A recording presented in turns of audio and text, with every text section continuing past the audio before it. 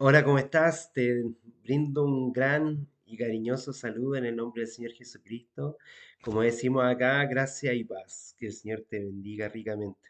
Hemos estado con mucho cuidado, mucho respeto, haciendo una revisión del capítulo, de los distintos capítulos del libro del Apocalipsis, mostrándote también una mirada interpretativa basado principalmente en la Biblia mostrando también otras miradas en relación con ello, pero como hemos hecho el hincapié en mostrar a Jesucristo en su revelación. Por ahí también consideramos súper importante que las personas traten de buscar en las señales históricas, en las señales de los tiempos, en las señales del futuro, también el mensaje de Jesucristo. Pero qué mejor que encontrar a Jesucristo en su mismo mensaje, en su misma interpretación. Hace poco hemos estado hablando sobre el capítulo 10, eh, sobre el ángel y el librito, el mensaje que este ángel, un ángel poderoso, un ángel que tenía juicio, un ángel que tenía un rostro como el del sol, que comparte este rollo, ¿cierto?, de este librito, y que invita a Juan a volver a predicar. Primero lo invita a probar este librito, a comerlo, a que se pudiese empapar de este mensaje, un mensaje que fue agradable en su boca, pero en su vientre fue amargo. Y le pide que vuelva ese librito también, en ese sentido, a profetizar el mensaje de ese libro, que fue un mensaje particular, preciso, que se vuelva a entregar, a compartir y se vuelva a profetizar otra vez, a muchos pueblos, a muchas naciones, lenguas y reyes. Y ese mensaje consideramos nosotros que es el mensaje de Cristo mismo. Es el mensaje de que Cristo es la salvación, de que Cristo es el Evangelio, de que el mensaje de la salvación no es un grupo de doctrinas, sino que está en sí centrado en una persona que quiere relacionarse con nosotros. Hoy día quiero invitarte a que primero después de leer o de revisar o mirar esto, o como tú quieras, quizás antes de comenzar esta reflexión, esta cápsula de la Iglesia Bautista del Séptimo Día de reflexión, puedas primero a lo mejor hacer tu propia lectura de todo el capítulo 11. Eso es una invitación que te queremos hacer para que tú saques también en ese sentido tu mirada. Quiero invitarte a que busques en tu Biblia el capítulo 11 del Apocalipsis y vamos a dejar un verso clave que está centrado en el toque de la última trompeta, la séptima trompeta y el triunfo de Dios. Dice en el versículo 15, Apocalipsis 11:15, el séptimo ángel tocó la trompeta y hubo grandes voces en el cielo que decían, los reinos del mundo han venido a ser de nuestro Señor y de su Cristo, y Él reinará por los siglos de los siglos. Con este mensaje, el cual queremos hablar en esta oportunidad sobre los dos testigos y el toque de la última trompeta, es que te invito a que podamos orar al Señor para que sea el Espíritu Santo que nos lleve a toda verdad, que nos lleve a toda revelación y no solamente a entender lo que dice el mensaje, sino que a vivirlo, a experimentarlo, a encontrar a Cristo en el mensaje y por sobre todo también al encontrar a Cristo poner en práctica este mensaje esperanzador del Apocalipsis. Querido Señor, gracias te damos porque eres un Dios maravilloso, un Dios bueno, un Dios de misericordia, que a través de tu Hijo Jesucristo quieres revelarnos quién eres tú, cómo es tu amor, cómo es tu misericordia y cómo son tus juicios. Por eso, Señor, es que queremos entenderte, comprenderte, a la luz que pueda entregarnos la revelación del Espíritu Santo, la revelación del mensaje que podemos leer, pero por sobre todo, más allá de cada palabra escrita acá, comprendamos el mensaje de la salvación centrada en tu Hijo Jesucristo. Ayúdanos a comprender, Señor, lo importante que es para que cada uno de nosotros también pueda poner por obra el mensaje que podemos recibir. Todo te lo agradecemos en los méritos de tu Hijo amado. Amén y amén. Bueno, en el capítulo 11 del libro del Apocalipsis aún hace parte del intervalo entre el toque de la sexta y la séptima trompeta, como habíamos hecho una mención también en ese punto. Sin embargo, avanza un poco y trae el resultado del toque de la última trompeta en este mensaje.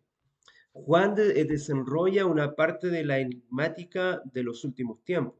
Somos informados sobre la medición del templo, acerca del ministerio, la muerte, la resurrección, la ascensión de los dos testigos y el toque de la séptima y última trompeta. Sin duda alguna es uno de los capítulos más difíciles en términos de interpretación. Por un lado, el texto parece dejar bien claro a la que el contexto se refiere, por otro, permite cierta ambigüedad al lector contemporáneo. Definitivamente eso no extrae la importancia del capítulo en relación al libro completo, al todo. Más a la vez, en este sentido, es revelado de una forma resumida la que ocurre en la tierra antes del retorno de Jesús y el impacto de su vuelta en el espacio, en el tiempo y en la vida de las personas. Vamos a mirar un poco más el mensaje del Apocalipsis en el capítulo 11. La medición del templo, perdón. Eh, el capítulo comienza con Juan recibiendo la orden de medir el santuario de Dios. La caña era una especie de vara para medir y con ella el profeta deberá medir el tamaño del santuario, del altar, de los adoradores y precisaría dejar de fuera el atrio exterior. Para el lector que no está familiarizado con ello, es bueno revisar los textos bíblicos que hacen mención al santuario de Dios, como Éxodo 25 al 27 o Primera de Reyes 6. La parte de todos los detalles del metraje relacionado al espacio sagrado hace saber que en la época de Juan el templo o el santuario, como podemos llamar, no era un lugar para que cualquiera pudiese transitar. Había patios reservados a los mismos sacerdotes, hombres, un patio hacia las mujeres y un patio incluso para los gentiles. Pero ¿cuál es la razón para esta orden, para tal orden? Lo que podemos entender de una medición de un... ¿Qué podemos entender de lo que nos dice de una medición de un espacio sagrado? La interpretación es nada fácil teniendo en vista el fuerte lenguaje simbólico. De inmediato parece que Juan habla del templo físico de los judíos en Jerusalén, cuando aún estaba en pie. Sin embargo, si llevamos en consideración que el Apocalipsis se escribió cerca de la década del año 90 después de Cristo, entonces ese templo no estaría más en pie. Con todo eso se impone dificultad una vez que Juan estaría valiéndose de la memoria del pasado, usando un referencial conocido de sus lectores. Es difícil no pensar en Jerusalén cuando, en este caso, Juan ha dicho, hollarán la ciudad santa. Todavía la idea que queda truncada cuando la ciudad donde los dos testigos son asesinados es referida a la gran ciudad, título más comúnmente atribuido a Babilonia en este caso que el equivalente simbólico al Imperio Romano. Conforme a los capítulos al 14:8, el 16 verso 19, capítulo 17 verso 18, o Sodoma y Egipto, el verso 8. Eso no es todo, el relato de los dos testigos es notable a todos los moradores de la tierra, versos 9 y 10. Bien sabemos que la tierra de Israel comprende un espacio geográfico bastante pequeño. queda claro que Juan tomó su espacio étnico-geográfico como una referencia.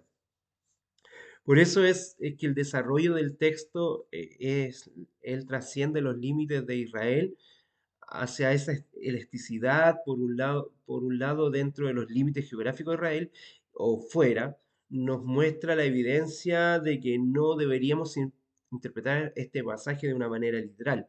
Otros analizan la idea de que habrá un templo físico, un tercer templo, aún que no ha sido levantado y muchos cristianos, principalmente de carácter eh, de una orden más reformista o de una orden, podríamos decir, seguidores de Cristo en este sentido evangélicos y protestantes, tienen idea de que se va a formar un tercer templo. Partimos del punto de vista de que Juan considera sus contextos culturales y religiosos, eso es lo principal. Pero se entiende también que la aplicación y el cumplimiento de todo lo que vio Juan y oyó trasciende su tiempo y trasciende a su cultura. Una vez que el mismo se vale de una interpretación espiritual en el versículo 8.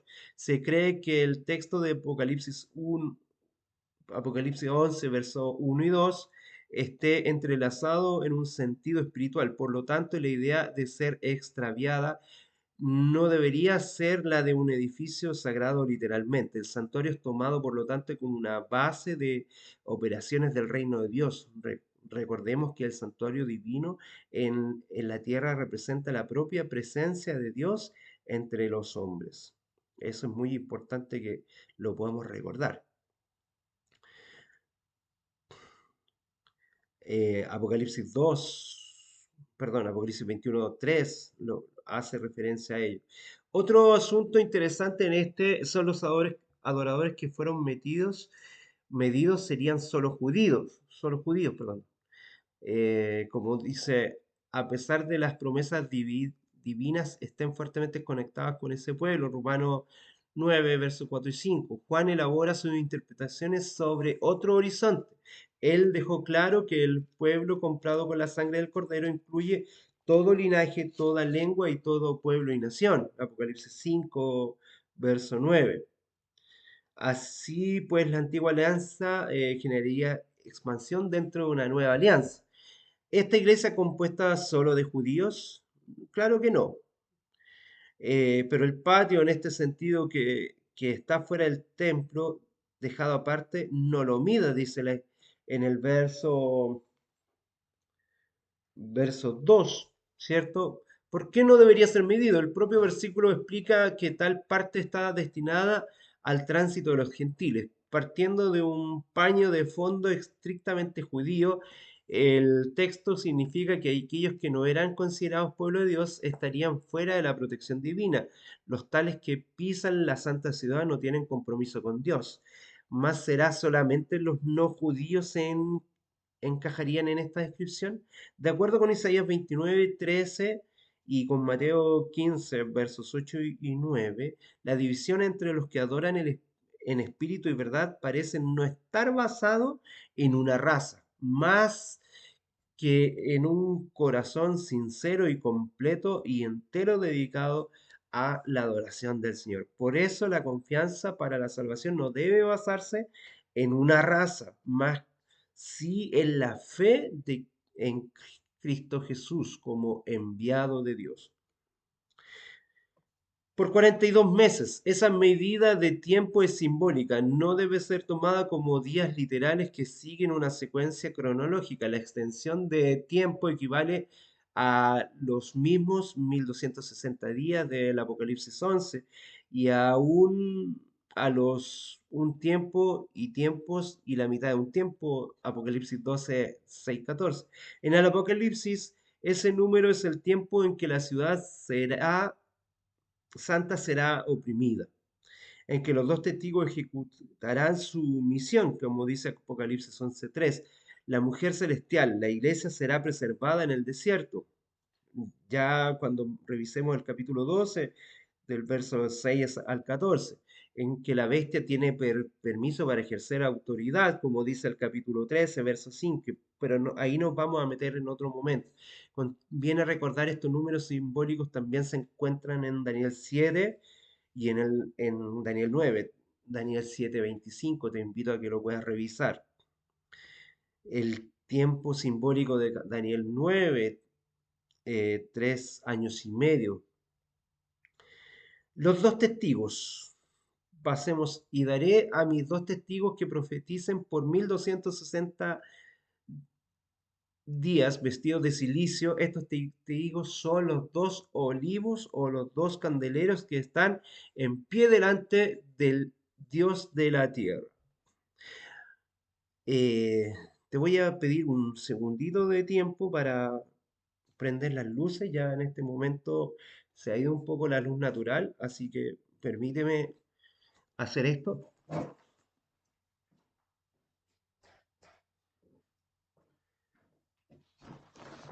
Perdón, no preví que se iba a oscurecer tan rápidamente, así que te pido disculpas porque para no sacarte del tema. En este sentido, estamos viendo los dos testigos en el verso 3 y 4. Más una vez Juan trae las referencias del Antiguo Testamento para dar cuerpo a su mensaje. Se ha discutido sobre la identidad de los dos testigos, debido al hecho de la autoridad de una de ellas estar conectada al que no llueva, y la otra autoridad sobre las aguas para convertirlas en sangre, como dice el verso 6. Eh, y de ahí viene a la mente los dos personajes históricos bíblicos que también estuvieron en la transfiguración con Jesucristo, Elías y Moisés. Elías es considerado como un representante o el que representa a los profetas, y Moisés el que representa la ley.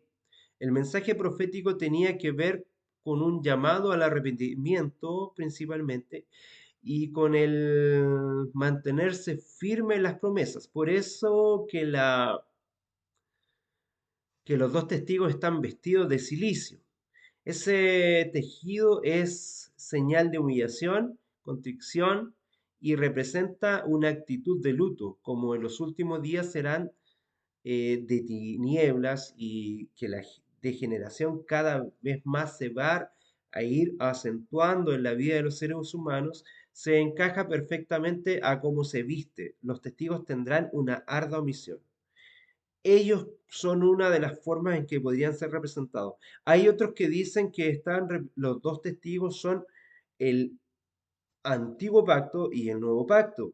El antiguo pacto, o sea, el Antiguo Testamento y el Nuevo Testamento. Son los dos testigos que vivieron en la presencia de Cristo mismo y se hacen uno en el Señor. Juan evoca otra parte del Antiguo Testamento para referirse a los testigos. Ellos son los dos olivos y los dos candeleros. Obviamente que eso tiene conexión con el profeta Zacarías en el capítulo 4, versículos 2 y 3. Sin embargo, la diferencia es que Zacarías hace mención a solo un candelero o solo un candelabro. Y en él la simbología de los dos olivos se aplican a Josué como sumo sacerdote y Zorobabel, gobernador en el periodo del retorno del cautiverio babilónico. Más como eso se relaciona el Apocalipsis 11. Posiblemente Juan transportó esas figuras del periodo post-exilio, ligándolas al fin, en este sentido, a el periodo final.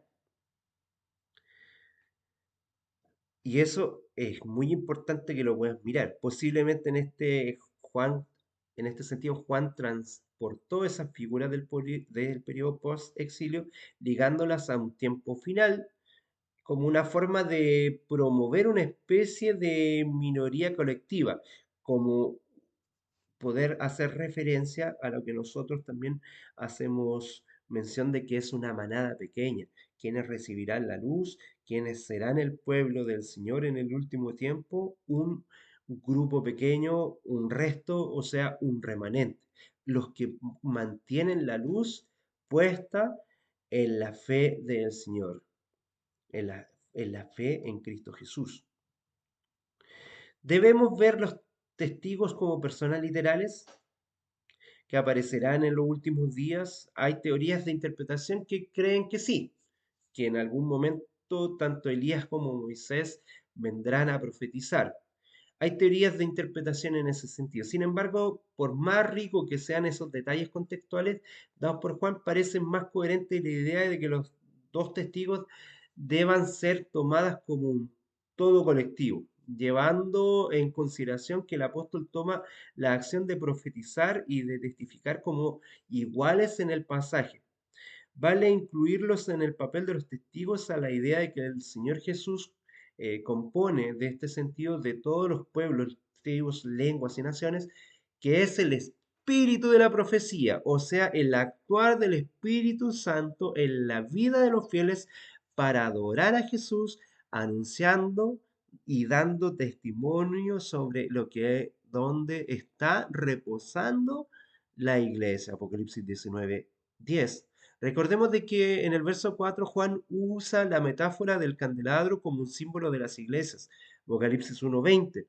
Por tanto, los testigos son la representación de la misión de la iglesia hasta la segunda venida, la misión de entregar un mensaje a, a la iglesia. Si alguno quiere dañarlos, sale fuego de la boca de ellos y devora a sus enemigos. Y si alguno quiere hacerles daño, debe morir él de la misma manera, dice.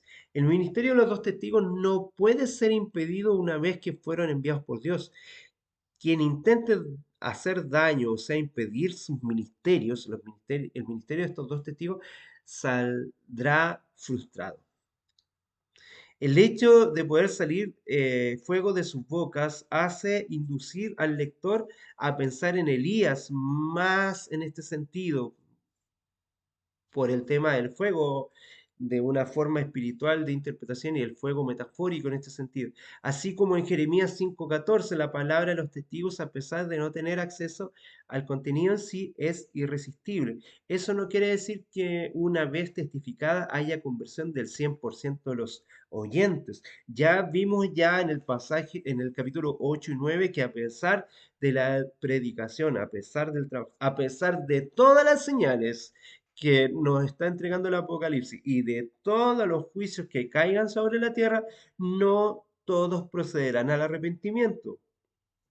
A pesar de ser dañada una tercera parte de la tierra, una tercera parte de la luna, una tercera parte, como bien decíamos, del sol, a pesar de ser dañados por distintas formas, muchos no procederán al arrepentimiento, ni aún así con el mensaje de los dos testigos. Terrible, ¿verdad? En Apocalipsis 11:10 se dice que algunos de los habitantes de la tierra se sentían atormentados por el testimonio de estos dos testigos. ¿Cómo podemos relacionar la figura en este sentido de toda la iglesia que milita en la tierra hasta la vuelta de Jesús?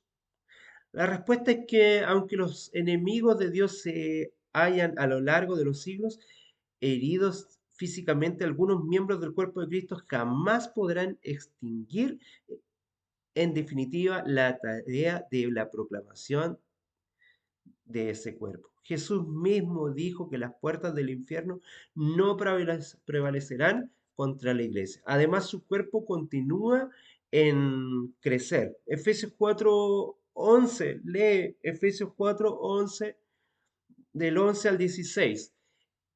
El mal provocado por los enemigos puede ocurrir de forma más astuta e ingeniosa, porque corromper la iglesia de Cristo por dentro por medio de vanas filosofías o de falsas doctrinas puede ser más catastrófico.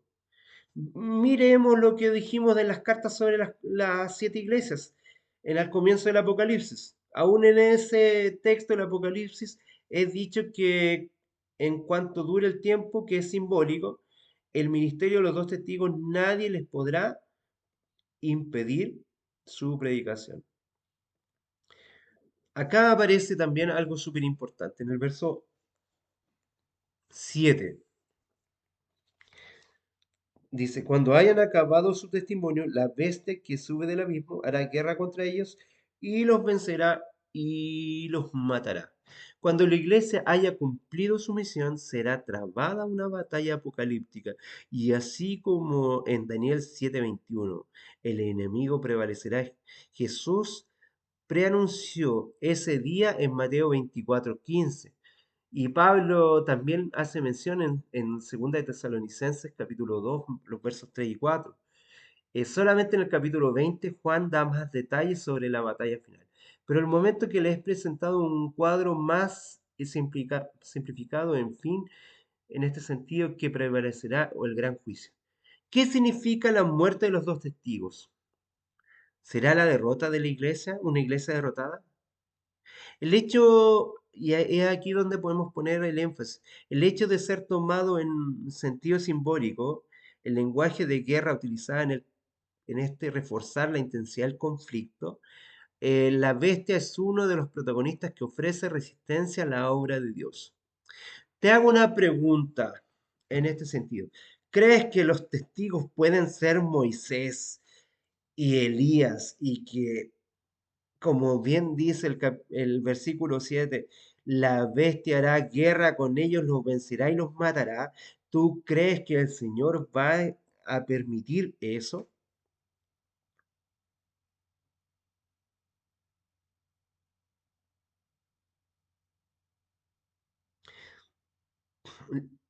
¿Crees que el Señor enviará nuevamente a la tierra a Elías y Moisés a predicar y a entregar un mensaje final para que la bestia les dé muerte, los venza y los mate?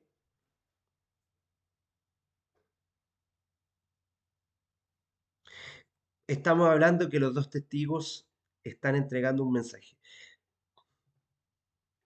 Dijimos que había más de una interpretación de quiénes eran estos dos testigos. Por eso es que quiero llevarte a este mensaje. Estos dos testigos son dos mensajeros, dos testigos que vieron la presencia de Dios, dos mensajes importantes que hacen mención a quién es Jesucristo. Dos mensajes diferentes, pero que cada uno de los dos está mostrando y está revelando quién es Jesucristo y quién es Dios con nosotros.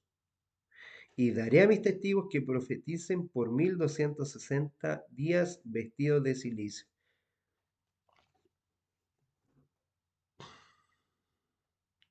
Dice, y sus cadáveres estarán en la plaza de la gran ciudad que en el sentido espiritual se llama Sodoma y Egipto. En la cultura oriental, si un cuerpo queda sin sepultura es una deshonra. Ese detalle solo viene a dramatizar más aún el fin de los tiempos en relación al conflicto envolviendo a la bestia y sus enemigos, bajo el liderazgo de la bestia. La problemática del verso reside en el local en el que los cuerpos quedan estirados. Se menciona que la ciudad se llama espiritualmente Sodoma y Egipto. Sin embargo, en la secuencia los lectores son informados de que ella es la misma donde el Señor de los Testigos fue crucificado.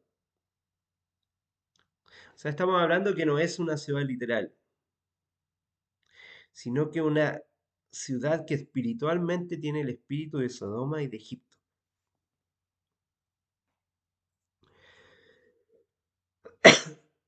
Y como bien dijimos, es la misma que el Señor muestra a los testigos que fue crucificado.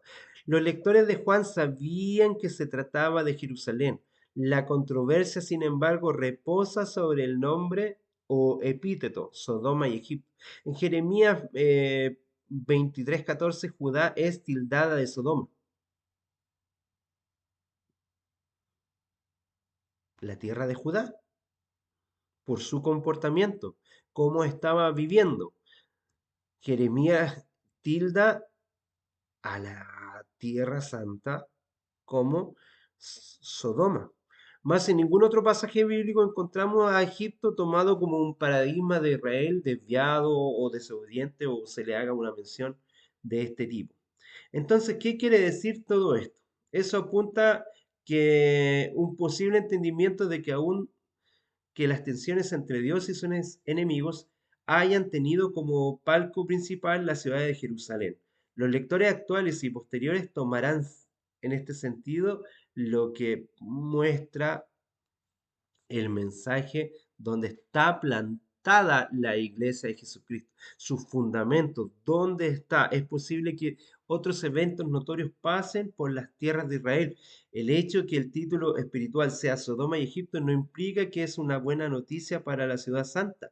En realidad es una pintura grotesca y terrible de donde Jesús comenzó a predicar y a realizar señales. Ya Pablo dice que se iban a levantar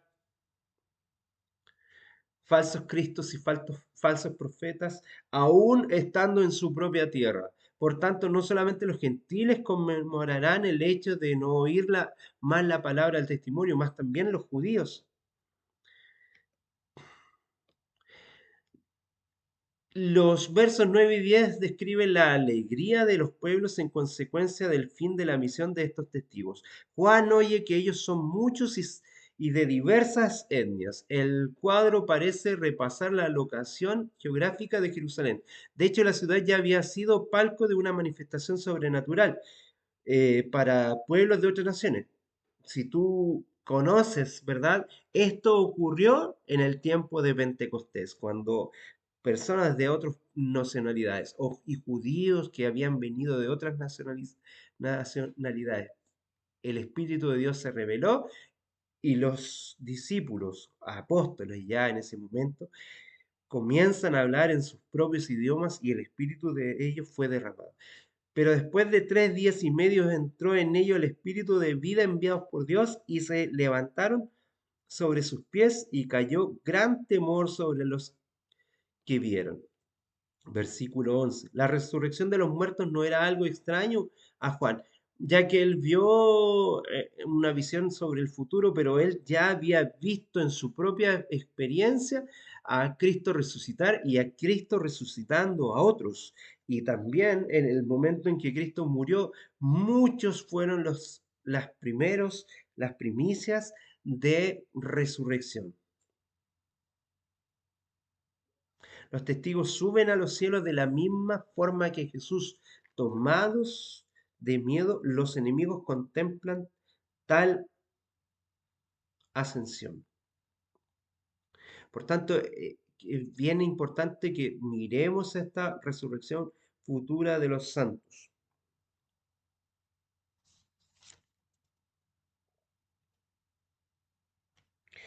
Dice, pero después de 3 días y medio entre ellos, el espíritu de vida enviado por Dios, y se levantaron sobre sus pies y cayó con gran temor sobre los que lo vieron y oyeron una gran voz del cielo que les decía, subid acá, y subieron al cielo de una nube y sus enemigos lo vieron.